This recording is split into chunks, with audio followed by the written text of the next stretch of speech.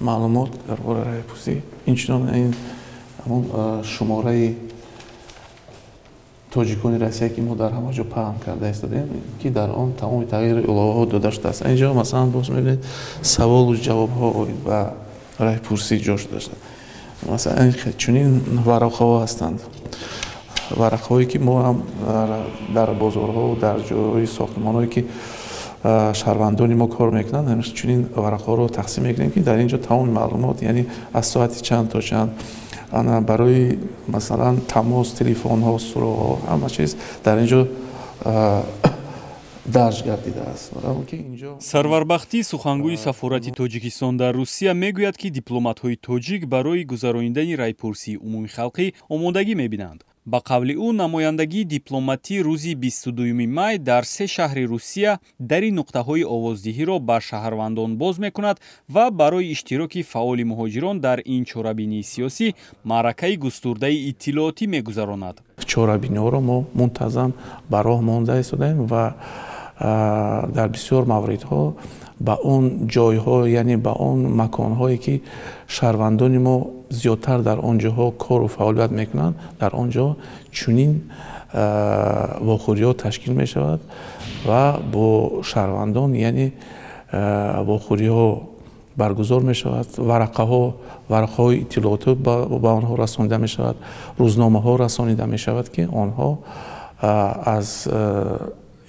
аз моҳияту мақсаду ҳадафи ин маърака бохабар бошанд. Дастаи таблиғотиро сафорат аз бархи дипломатҳо ва кормандони намояндагии Вазорати меҳнат ва муҳоҷирати Тоҷикистон дар Русия ташкил кардааст.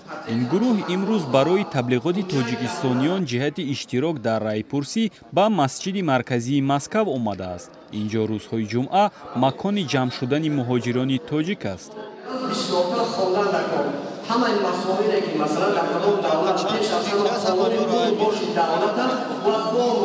гурӯҳи таблиғотӣ ғайр аз паҳн кардани варақаву рӯзнома ҳамчунин бо шаҳрвандони Тоҷикистон суҳбат мекунад. Муҳоҷирон дар ин муколламаҳо бештар дар бораи мушкилоти худ гап мезананд. аксари шаҳрвандони ҷумҳурии Тоҷикистон ки муҳоҷирони меҳнатии мо мебошанд дар ин вохӯрӣ ғайр аз масалан саволу ҷавоб оид ба райпурсии умумихалқӣ низ дар соҳаи муҳоҷират бисёр саволу ҷавобҳо буданд ва мо ба онҳо посухҳо додем. Албатта як чизро гуфтаниам ки ин муҳоҷират сарчашмаи рушд ва инкишоф аст. Албатта мазмуну мундариҷаи муҳоҷиратро ки ҳамагон масалан пурра ноомӯхта надониста ҳарф мезананд хаёл мекунанд ки муҳоҷират ин мусофирӣ аст. ҳамаи кишварҳои тараққикардаи ҷаҳон дар асоси муҳоҷирати меҳнатӣ рушду инкишоф ёфтаанд. муҳоҷирон аз намояндагони расмии кишварашон бештар аз дурнамои узвияти Тоҷикистон дар Иттиҳоди Авроосиё пурсиданд. ин масъала барояшон бо мавзӯи ихтисор гардидани патент барои кор дар қаламрави Русия пайваста аст. қонун барои осон кардани зиндагӣ ай барои тартиби зиндагӣ дар як чорчуба дар овардан ай ин тағйирот ҳам ки барои ҳамаи дар кор бошад. мана масъала рӯзии хоҷагӣ ман нигоҳ кардан кисер кардан ай масъала иқтисодӣ вақте ки иқтисодиёт хуб бошад баъду дигар чизош мешавад. барои ман дар кор набуд дорем референдум саршавии баҳор аст ҳама мардум ба муҳоҷират мебиён чӣ хел тахт кардани ҳуҷҷатҳо ба паспортҳои хориҷӣ ки шаҳрванди Тоҷикистон ки аз сафоратхона дода мешавад он масъаларо гуфтанд.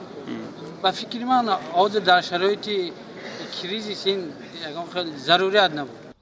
дар ҳамин ҳол дар сафорати Тоҷикистон дар Русия гуфтанд ки арқоми дақиқ дар бораи шумораи шаҳрвандони дорои ҳуқуқи овоздиҳиро надоранд. мувофиқи омори гуногун дар Русия зиёда аз 800 000 тоҷикистонӣ кору зиндагӣ доранд. ин рақам нафарони дорои душаҳрвандиро фаро намегирад. ҳамзамон комиссиони марказии интихобот чанде пеш эълон кард ки 4 300 000 варақаи овоздиҳӣ чоп кардааст.